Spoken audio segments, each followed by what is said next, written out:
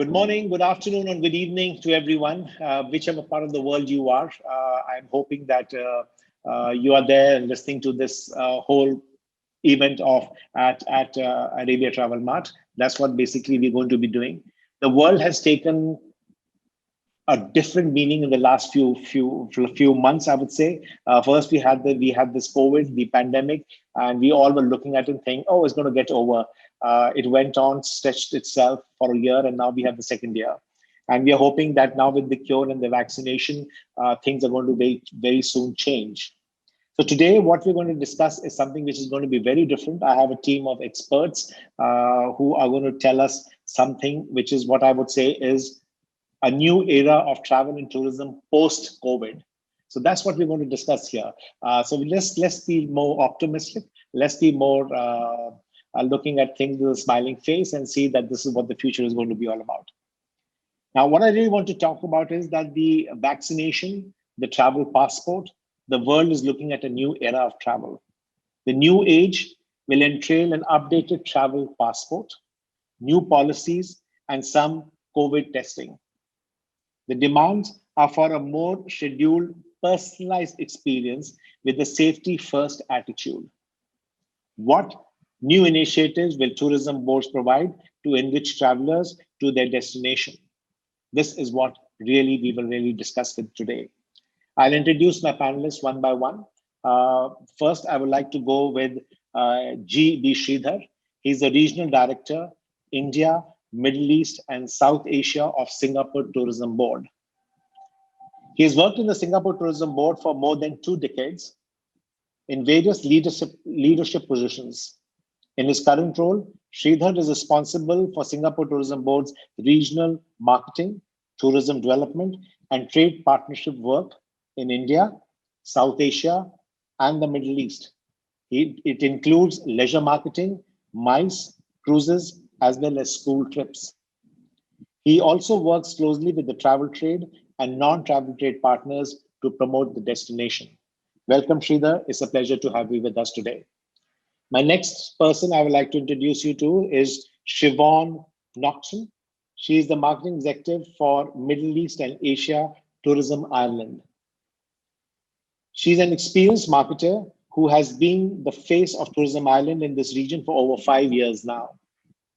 Her sharp skill set makes her excel in liaising with travel trade and acing event management. Siobhan is a strong marketing professional with a master's degree from the University College of Cork. Welcome, Siobhan. Nice to have you here with us today. Moving on, I'm going on to Daniel Rosado. He's the Director for Spain Tourism Office, GCC region. Appointed in 2019 as the Director of Spain Tourism Office in Abu Dhabi and the Counselor of Tourism Affairs at the Embassy of Spain in UAE, Daniel is a senior civil servant of the Spanish administration and has served in Tour Spain headquarters in several positions. Previously, he has also worked in the international affairs of the ministry in various roles, including being a market analyst in the Travel Commission of Spain in New York. Welcome, Daniel. It's such a pleasure to have you here with us. Last but not the least, Matthias. Matthias, if I get your second name wrong, don't blame me. You can say that to yourself again. Albrecht, he's the Director for Switzerland Tourism in the Gulf Cooperation Council countries. Matthias is responsible for promoting Switzerland as a holiday and meeting destination in Bahrain, Kuwait, Oman, Qatar, Saudi Arabia, and the UAE.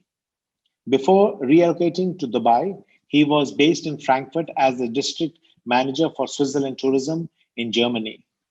The travel business has always been his passion. Matthias is studying business administration at the University of Applied Science in Winterthur.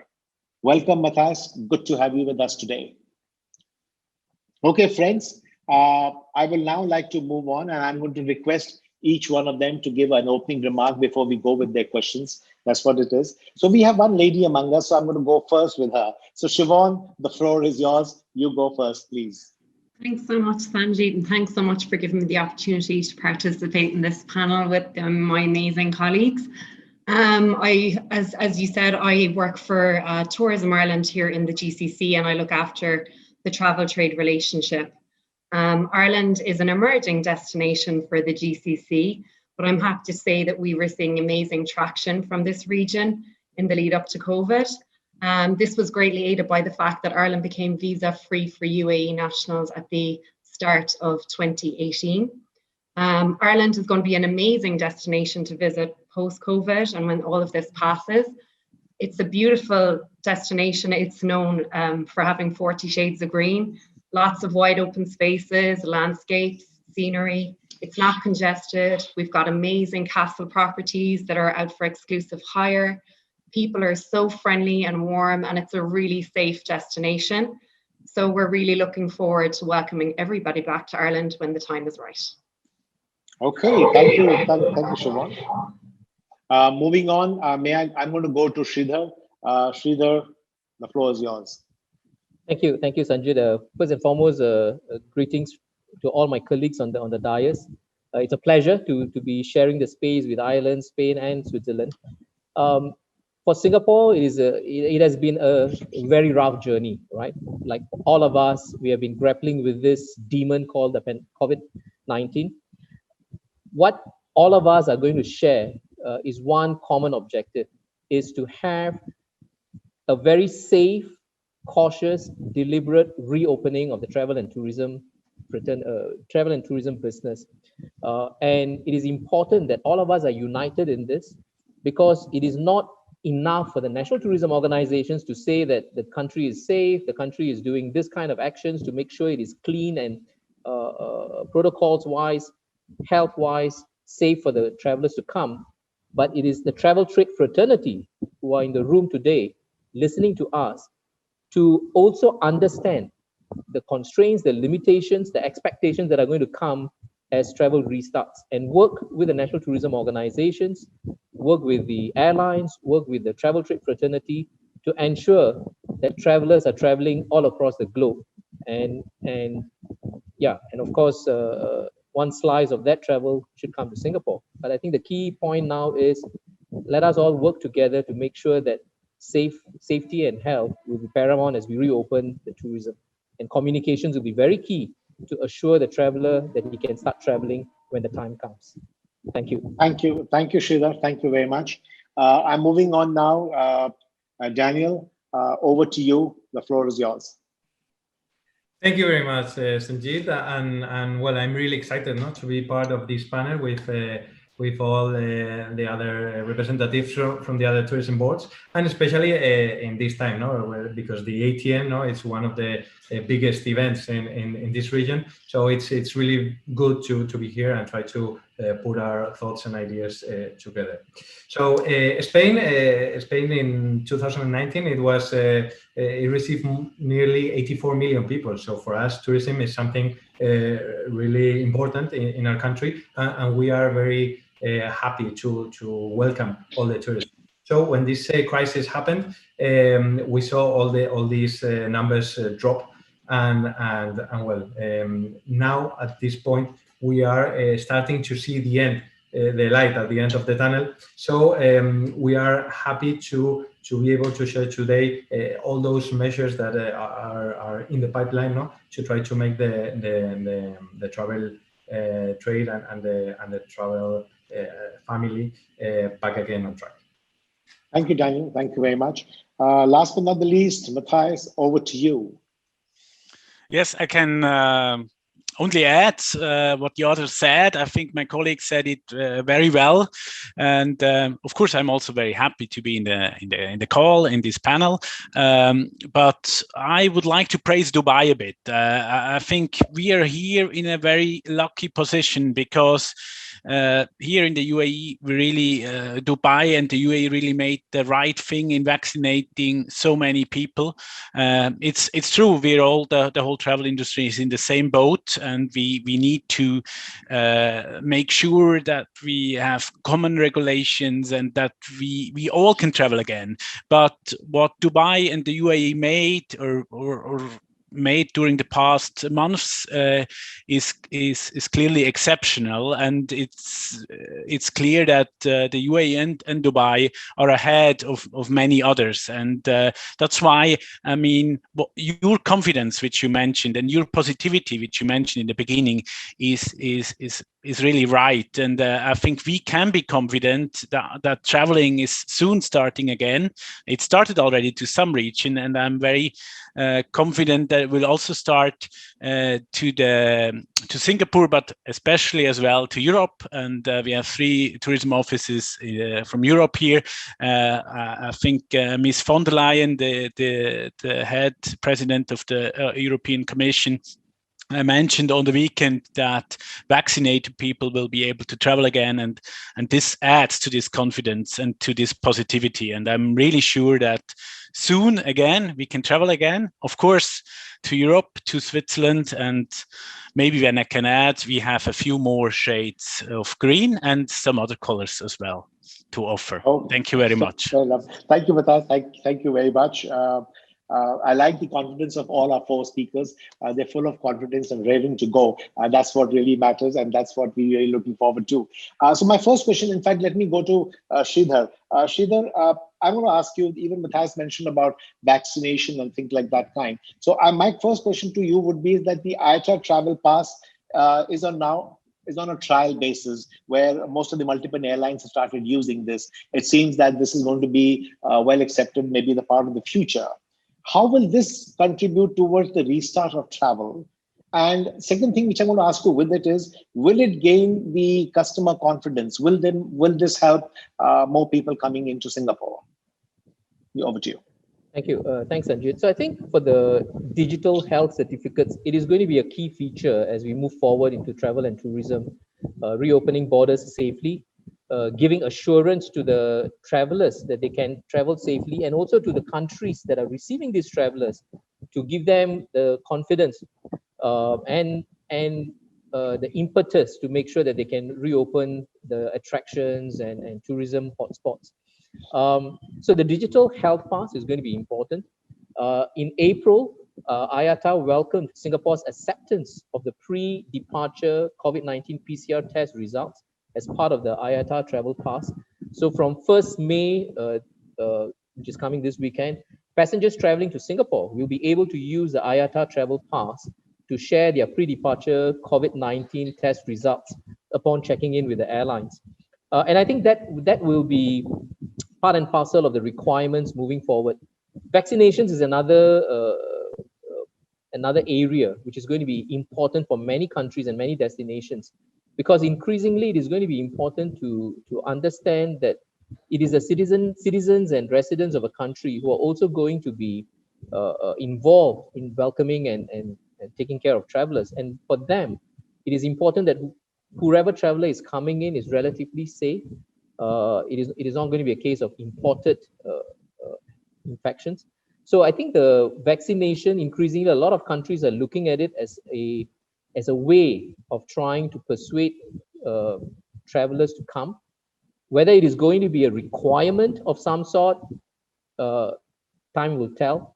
But increasingly, it is looking like a lot of countries are starting to see vaccinations as maybe one of the areas which is going to be key to make sure that the travel happens in a very safe environment. So both digital health certificates, making sure that our pre-departure PCR test results which are captured, and 2, vaccinations as maybe as a form of a license to travel. Whether it is going to be a requirement, time will tell, but increasingly it is looking like a lot of countries are going to look at that as one requirement for travel. So Mike, I have a question to you. So this is going to be the final version, or do you think there's something else which you will require from a tourist coming to Singapore? Or if he comes with a vaccination and a health certificate, is that good enough? My esteemed colleagues in the room will agree, and Sanjit, you are a learned man and you are a veteran of the industry. COVID has told us one thing: there's no such thing as final. There's nothing final about whatever we are talking about. It has been evolving so rapidly. I mean, I'm even saying that whatever protocols, whatever measures that were put in place as recently as a couple of months back, we needed to tweak, we needed to adjust and move. So I'm not sure what is going to be sort of an end state, say 2022, when we look back, what has evolved and what has become common nomenclature within the travel fraternity. But increasingly, the evolution seems to suggest that it is going to be health certificates, it is going to be vaccinations, it is going to be making sure that the airlines are going through some protocols, immigration points are going through some protocols. There are going to be SOPs established, and this will be fine-tuned as we go along.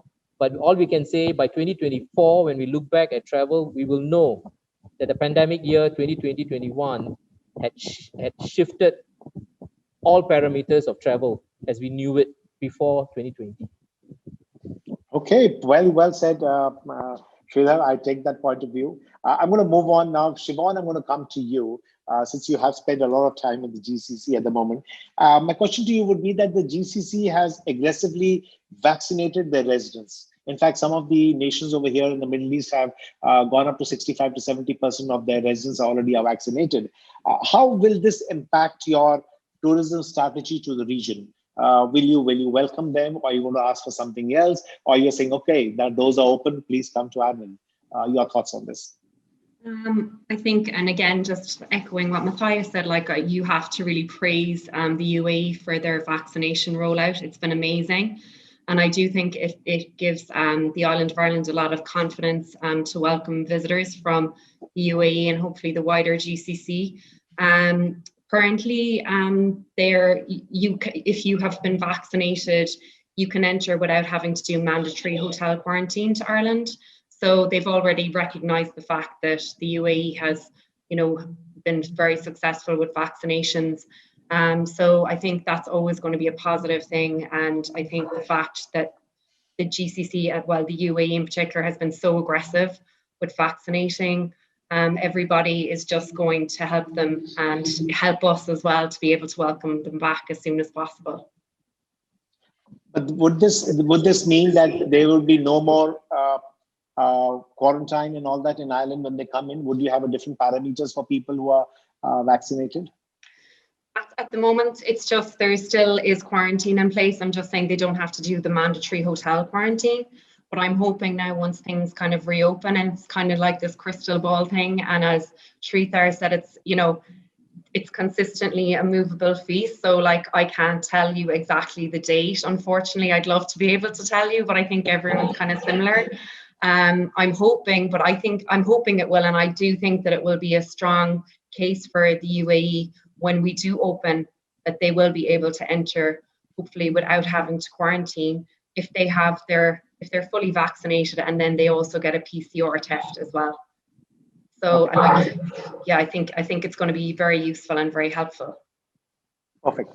Okay, I'm going to move on now. Daniel, I'm going to come to you. I'm sticking on to the vaccination part of it. So Daniel, the question to you would be, as a tourism board, will you re-strategize to build traveler confidence to your destination? Because the other point is, let's presume that the people are vaccinated and they want to come down to Spain. And so how are you going to build confidence with them? Are you going to go back to the old ways or the new things? What do you have in mind, Daniel? Well, I think that at this point, affirmation and reassurance is what the traveler needs, no? Because it's the most important in these difficult times. So the more we are able to instill that confidence into the traveler, it's better for them. So the main point of that is being transparent and giving out information. Information is key because if you have the traveler updated, they will be confident, and that will boost the traveling. For that, we have a running campaign now that is called Safe Travel, and it gives information about how to travel safe, whether you are traveling to Spain or wherever you are traveling. So that's giving a lot of information because when you are traveling, normally you are traveling. If you are traveling for leisure, for example, you want to be relaxed and good at the destination, and don't be traveling with so many problems. So this eases all the things during the journey before going out of the country and once in the country. So there are many strategies that we are trying to convey that safety is about travel. So the other things are that, for example, in Spain we are hoping to have 70% of the population vaccinated by summer. So I think that communicating that will boost the confidence. If you are going to a vaccinated, highly vaccinated country, that will improve the perception by the people. And also we are taking into account a lot of strong health standards in order to maintain the trip as a safe one. And the last thing, it's expected, as Matthias said at the beginning, that things will be changing for summer. So we have in the European Union, there's in the pipeline for June, the Green Digital Passport, which is something similar to the IATA Pass. And this passport will have information about whether the traveler is vaccinated, whether the traveler has a PCR. So it gives information, and depending on the kind of information of restrictions there are, or the if you are vaccinated, it depends on the restrictions in each country, But it will give a lot of information and will make the travel seamless and easier. Okay, Daniel, I quite like that 70% of your country will be vaccinated. So that's going to be confidence building, a good measure for everybody to travel to Spain. I do understand that. I'm not saying anything wrong with the other countries, but that's what I will look at basically. Matthias, I'm going to come to you directly. What I really would like to mention to you, ask you is, post-COVID, the expectations of the traveler is going to be different. Switzerland has been, I think, an icon for travel and tourism for most of the people for a very long time. But post-COVID, the travel expectation will be different. Will it be, what do I say? Will it be different from different norms, or you think they're going to look at reinventing the experience, what they're looking at? Because maybe what they've seen and done with, they don't want to see that again. So what do you think is going to be the new expectation of the traveler, and how you're going to look at that post-COVID? I'm probably the wrong person to ask this, because I'm in the lucky position, or we are in the lucky position, that Switzerland was always perceived as a very clean and safe country, as a country where nature is important, where people have their space, and I think these are exactly the attributes which are also counting in future. So people don't want to have very crowded spaces. They want to have their peace. They want to have space to breathe.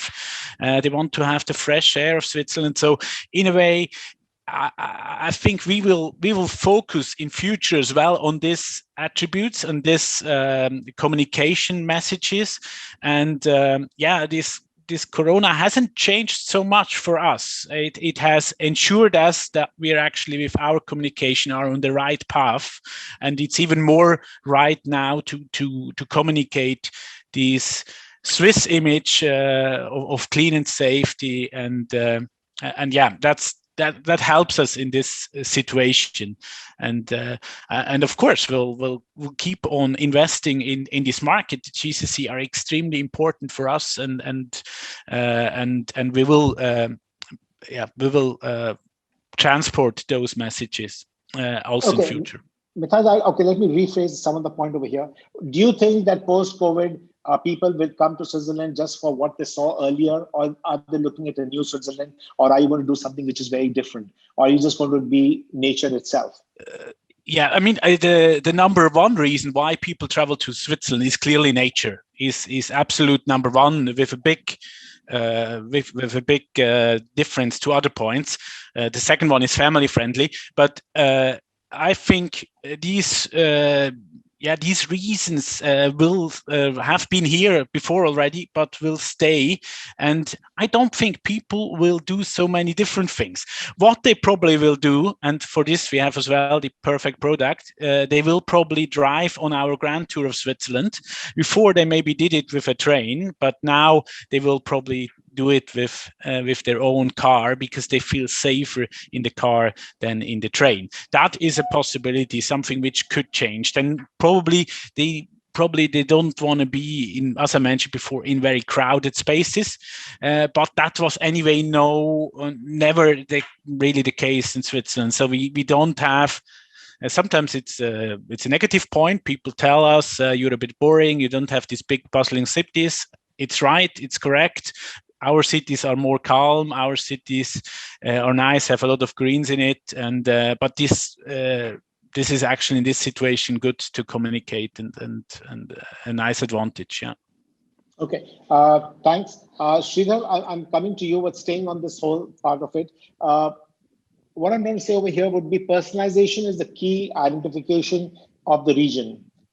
Even before the COVID, in your opinion, how would it be different? Because everybody, if I may use that word, wants the ego to be massaged when they're going for a holiday or they're going to a different destination and stuff like that. Will personalization carry a different meaning now? What in your opinion, would change after COVID? Srithar. For Singapore tourism, our thinking has been that tourism will not return to pre-COVID situation in a few ways. Point number one, safety and health will now become so paramount in the coming years at least, until such a time that the world says, whether it's going to be 3, 5 years, 10 years, we would not know. But until such a time when the world says, okay, enough people are vaccinated in the country, vaccinated in the destination country, the protocols are in place, masks are off, which I don't foresee happening in the foreseeable future. So a lot of things are going to change. So first and foremost, health and safety is going to be paramount. Second, connected to that, then travelers are going to be concerned about how do I travel? What are the downsides of traveling? So we are talking about health insurance. We are talking about if something should happen, how do I have recourse for some recovery?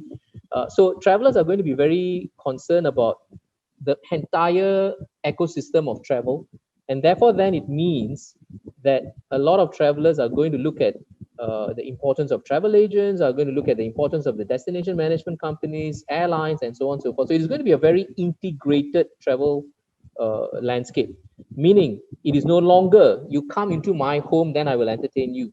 No, it is going to be I need to understand my neighborhood, and neighborhood means for a country like Singapore, it means airlines and hotels and so on and so forth. But neighborhood could also mean potentially at some point, if travelers are starting to travel multi-destinations, because as of now, the thinking is when they start traveling, they're going to travel to a mono destination, because having gone through all the hassle, they're going to go to one destination. But say at some point it is going to be multi-destination, then I need to know what is happening in the Southeast Asian environment, for example, for Singapore. And how are we handing over a traveler from our neighboring cities into Singapore and vice versa. So it is going to be a very integrated travel experience, and we need to know how are we going to manage it. The final third point is about what are some of the experiences that are going to change. One thing's for sure, there's going to be a lot of digital contactless experiences. A lot of people are going to not feel very comfortable touching this, touching that. They are going to probably look at, can my phone do a lot of things? Can my digital check-ins be in different parts of the travel experience? So hybrid, virtual, digital, all of that is going to be very important. Technological advancements and leveraging that for tourism experiences is going to be so huge for us. So these are some of the points that I think will be very important for all of us to watch, and all of us to bear in mind. When you put the consumer at the front left and center of your universe, suddenly you will realize that consumer is going to have a very different set of agenda and expectations when we eventually come towards restart and then finally recovery of travel. Because restart is going to be slightly different from the recovery when hopefully the numbers are getting up. But the initial restart is going to be a lot of communications that all of us in the room have to share and make sure that the traveler is getting enough information about what are the new norms in travel. Thank you. Staying on that, Srithar, I just want to ask you what you just mentioned in the last. Are you trying to tell us that the now onwards, the traveler is going to be king? He's going to dictate the terms to everybody, the airline, the hotels, and the destination? Is that what you said? I'm talking to fellow travel fraternity in the room, and let's say that consumer has always been king. And maybe over time, we have lost some of that because we started thinking, oh, we can talk about numbers, we can talk about mass travel, but hey, it is going to be customized, personalized travel for a while when we restart. And therefore, understanding the consumer, understanding how a family traveler is going to be different from a working millennial, who's going to be different from a cruise, which is going to be different from a young teenager who is being sent by the parents to on a holiday. each and every consumer is going to be different. So therefore, I think customizable travel is going to impose upon us really resetting our understanding of consumer expectations and trying to figure out what the different consumers are going to demand of us as a destination. So yeah, consumer is going to be king, and we need to really re-understand the king. All right. Keep massaging his ego and let him feel happy to come to your destination. Okay, moving on. Siobhan, I'm going to come to you on this point also. Srithar had also touched about digitalization. Now, I really want to understand, what do you think in Europe and other places, what is going to be the role of technology? How important is it going to be? Is your phone or going to be your mobile phone is going to be the most important thing, or how does it change? Siobhan, your thoughts on that? Yeah, I definitely agree with Srithar. I think like all of this contactless payments and everything like that, which I think for most of the countries throughout their safety charters, it's something that we've all introduced. Like in Northern Ireland and in the Republic, we have safety charters where this is part of the whole safety issue, and the government have invested heavily so that there is all of this contactless interaction with the client. So that's something that everybody is rolling out. And something I would say as well, while this has all been ongoing, we've taken the time to do research to see what people expect post-COVID. So we're in the process, and we're almost finished, some luxury research, ultra lux research, golf research, and activity research. So we're going to be rolling out like our findings and just ensuring that we kind of put in place the findings from this research. And then I suppose for us as a destination, similar to what Matthias said, like Ireland is kind of fortunate that it's always been a destination that is full of like wide open spaces. It's you know, it's not congested. People tend to like to go to those kind of self-catering properties where they actually hire out the luxury castle themselves, bring their own staff. So all of these things are just, you know, they're just so possible, and there doesn't necessarily need to be much contact. And something else that's going to happen, and similar to what Matthias said, we would have had people getting chauffeur drives along the coastal touring routes. Now they're actually just going to do self-drive along the coastal touring routes, which is really nice. And we're fortunate that we have the longest coastal touring route in the world, the Wild Atlantic Way. And we also have the Causeway coastal touring route, which has all the Game of Thrones experiences. So, you know, there's lots of things that are going to change slightly, but at the same time, you know, safety is key, and I just see it as being a positive. Anything that we can do to make people feel safe is our priority. So technology, when you're coming back to the whole thing, is it only going to be used for hotels, or would golfing and other activities and all that would also be digitalized? I see it rolling out in attractions, golf courses, all of that across the board. Contactless payment, all of that kind of thing. It's all been rolled out already, and I'm sure the rest of the panel know from the safety charters that's something that's kind of standard across the board. Okay, thanks, Siobhan. I'm moving on to Daniel. Daniel, I really would like to know from you, what do you think, how are you preparing the destination to be the bucket list for the future travelers to come? Because we talked about vaccination, we talked about the passports, e-passports, you're talking about digitalization. What else do you think you're going to do, which is really going to get these tourists coming to you? Daniel? Yes, well, the first thing that we are doing is that we are aware that this is a new era, and there are new challenges ahead.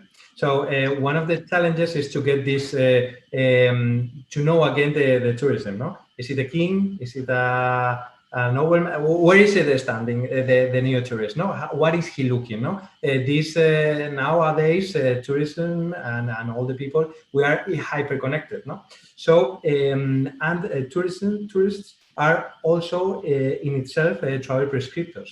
No, so it is a more experiential traveler, no, that's looking for experiences, and normally they seek for personalized travel experiences. So we are trying to get this to know these tourists in this new era, and that's the first thing. No? Once you know the how and what are they looking for, then you can go and try to promote the destination. No? So we are now at this point first, working on that information, and secondly, we are constantly creating awareness about the destination through different sources like advertisement, advertorials, through newspapers, online has become very, very important. So we are reminding them what Spain has to offer and what are all the amazing offers. One thing that we are doing is trying to highlight all that part of Spain that is not that well known in this market, because Spain is quite a well-known country generally, let's say. But if you dig a little bit, you find out that many parts of Spain are still unknown. So what we are trying to push is that part of Spain that is still unknown, like for example, Green Spain, which is in the north part of Spain, and it's like it's so different to the south, to Andalusia. It has a lot of greenery, you have a lot of mountains, you have all the coast. So it's a perfect place now, given the circumstances. So we are trying to promote also those other places. So we hope that people get encouraged to discover new things in a safe way and in a safe country. Thank you, Daniel. Matthias, I'm going to come to you now. I just wanted to, let's take away. I'm going to ask you something which is very different. Let's talk about, we spoke about how the individual traveler would like to go. Technology is going to be using. They want to be very safe. They don't want too many people around. So my first question to you would be, would this mean that travel and tourism now becomes expensive? Is it only for the rich and famous and not for the common man? That's one part of it. And I would also like you to throw some light on, what do you think, as Switzerland is concerned, what are going to be the new travel trends of the post-COVID era? What are your thoughts on that? Matthias, over to you. No, I think traveling will not become more expensive. I think absolutely not. I think we had, there's different components which make travel expensive for cheap, which is flight, land arrangement, and all this. And I don't think this will change a lot. I mean, what we have to say with Switzerland is that Switzerland was never a country which sold themselves via the price. So it was always a destination where people wanted to travel to because of its beauty, of its experiences, and so on. The price was never the criteria why people travel to Switzerland.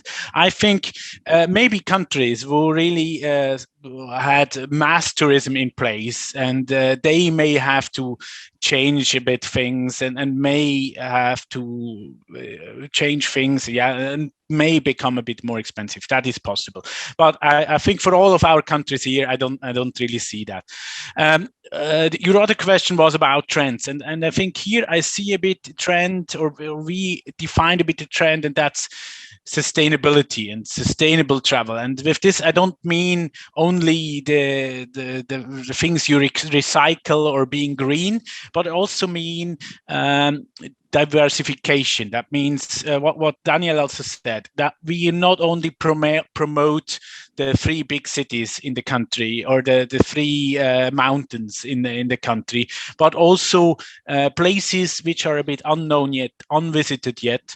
And I also mean diversification in terms of seasons. We know many Arabs mainly travel in summer. That will always be the main travel season, that's clear. But I just heard that I think Saudi Arabia is currently thinking whether there should be more holidays in autumn as well, and not only in summer. So we think as well of diversification into other seasons: spring, autumn, of course, winter in Switzerland, always a topic. But we aim to have, in a way, visitors from the GCC all year round, and I think that's an important goal from us. And but I mean, that is our goal. But I mean, what we heard before, I mean, customer is king, and he will remain king, and he will choose at the end. We have to offer the right things. to make him Matthias, happy. you mentioned something. I want to ask you to elaborate a little bit. You talked about sustainability. Let's talk about economic eco-friendliness and all that. But do you think the customer has learned a lot from this COVID? Will he be now more cautious towards the environment? Will he pay heed to your requirements and everything, or will it go back to being what the customer usually do? It's a difficult question, I would say. I think some will go back to how they behaved before, and probably some will change a bit. And I think this trend regarding sustainable travel started already a bit before COVID, with Greta traveling also the world, and I think this eco movement as well started a bit before. But I think, what probably many people have learned here is that Mother Nature is really strong, and we have to take care of the nature, and we have to take care of our world, because we have only one, and it's our most important good we have here. And I think that's became clear for many during this crisis. Yeah. Correct. Respect for Mother Nature is something I think we all have, after this COVID, started recognizing the earth, and are hoping that this continues, and they understand that we can't mess with her. We need to look into that very carefully. Actually, I would like to continue with it, because I've got a host of other questions which I want to ask you, but my clock and my timekeeper is saying we are out to time completely.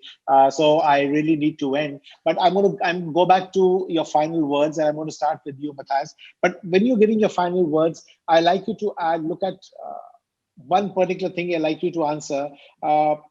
If you can look into your crystal ball and say, when do you think so will you be open for the international travelers? And your closing remarks. Over to you, Matthias. I'll go with you. I think this summer already. I really hope, and I'm positive about it. As I mentioned before, there are some signs from the political side, and currently, already the people who are allowed to travel, they don't have to go into quarantine when they come to Switzerland from this region here. But this is not enough. Of course, the political decision need to be there as well, and I'm very confident that this is the case this summer already. So this summer, things should be different. Fair enough. Thank you, Matthias. Thank you very, very much. And I'm going to take the same question, and now I'm going to Daniel. Over to you. What do you think so? When are you ready, and what's going to be happening in the future? Well, we are on the same page as Matthias. We hope that for summer, as soon as June starts, if these passports start to be enforced, it will expedite a lot all the traveling. So that, together with the high level of vaccination, and if politically it helps to open up the borders. That I think summer we could reach. I think we could expect perhaps around the 50% of what we had pre-COVID. That's trying to be optimistic. Wonderful. I love your optimism. Keep that optimism going. That's something which I really like to take it forward. Srithar, I'm going to come to you. I really need your point of view. What do you think so would be, when would the international traveler you be open to, especially Singapore? And everybody's talking about political will. So where does that play a role in this whole thing? Srithar, over to you. Yeah, I think political will is going to be very important as well. And leaders of any country are going to take some very deliberate, calculated risks. So for Singapore, our minister's government has really stated that as an important air hub in Asia Pacific, Singapore has to reopen at some point and take some calculated risks in reopening. And therefore, it is important that we look at it not only in one lens. Of course, the political will and economic situation is one consideration. The other consideration is, of course, the safety and health of the citizens and the residents. So having that in the context, for Singapore, we have already started opening up slowly. So it is going to be a very deliberate, cautious approach. We have opened up to 6 provinces in China. We have opened up to Brunei. We have announced an air travel bubble with Hong Kong, which was stalled. And we have now announced May 26th, a new date for relaunching it. And fingers crossed it happens. We are talking to Australia, we are talking to New Zealand. So that's one side. On the other hand, like many countries, we have also closed borders to India because of the rise in COVID numbers from India. So it is going to be it's going to be a dance. All right, you're going to make sure that the dance is correct and the music is correct. So yes, travel restart will happen. It will happen in stages. It will happen in phases with some countries, and some degree of normalcy to sort of pre-2020 or 2019 kind of travel patterns. I think that will be a couple of years away, but travel is going to be restarted, and I'm hoping that over the course of the next 3 to 6 months horizon, we will see more and more destinations opening up with necessary safety protocols in place. Wonderful. Thank you. Siobhan, I'm coming to you the last, but not the least, because women always have the last word. So over to you. I've got a similar answer to Srithar, because we'll definitely be in stages, because Northern Ireland is actually part of the UK, and then the Republic is different. So Northern Ireland will probably open up sooner than the Republic. I would say kind of mid to late summer. And then the Republic is definitely taking a more cautious approach. So I would say probably autumn, probably more realistically. Domestic is opening up in the summer, all right, but their feeling is if they open, they don't want to have to close again. So they're just being really cautious about the whole thing. So I think autumn time, but like we say, it's a movable feast. This virus keeps moving the goalposts. So that's fingers crossed. And I really hope that we get to welcome everybody back as soon as possible. Thank you, Siobhan. Thank you very much. So friends who are hearing us today at the ATM and understanding what we just heard our experts talk about, the post-COVID era, what's basically going to happen and how things are going to be changing from a tourism board and a tourism country point of view. And let's hope that the dance we do is more musical and we enjoy it rather than keep waiting for it to find what the next number is going to be. That's what we really should be doing. But I'd like to really thank my panelists for their time and the energy and some of your suggestions, which were really wonderful. Each one of you have come up with something which is very good, and I really, really appreciate that. That's something which is fantastic. And let's keep our fingers crossed, and let's hope this whole thing is behind us sooner than later, so that we can get back to our new era or new dawn of tourism. Thank you all very much, and it's a pleasure being with you today. Thanks a lot, and Khuda Hafiz. Thank you. Thank you very much. Thank you. Thank you very much. See you soon in Switzerland. All the best. Bye-bye. All right. Bye-bye.